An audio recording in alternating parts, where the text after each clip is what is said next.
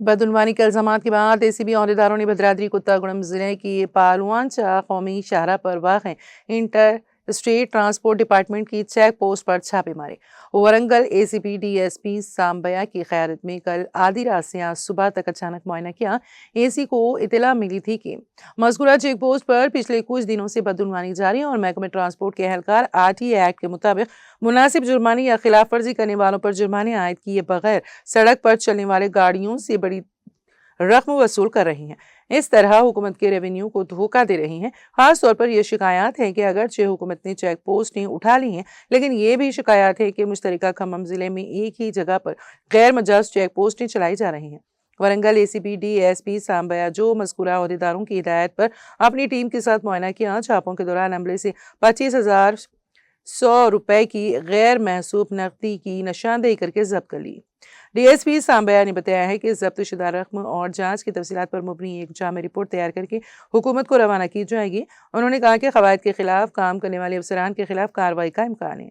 DSP सांबया ने अवाम से appeal की है कि अगर कोई सरकारी मुलाजिम अपने काम के लिए रकम का मुतालबा करे तो फौरी तौर पर टोल फ्री नंबर 1064 पर कॉल करें। नमस्ते अंडी। పాల్వంచ ఆర్టీఏ చెక్ పోస్టులో గత కొద్ది రోజులుగా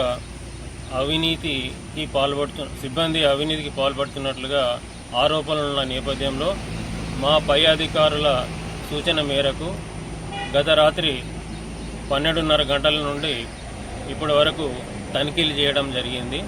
ఈ చెక్ పోస్టులో పర్మిట్స్ ఇవ్వడం కానీ, ఓవర్లోడ్ ఫైన్స్ రాయడం కానీ, ట్యాక్స్ కలెక్షన్స్ కానీ రాయాల్సింది రాయకుండా ఓవర్లుక్ చేయడానికి గాను ఈ రహదారిలో వచ్చిపోయే వాహనాల నుండి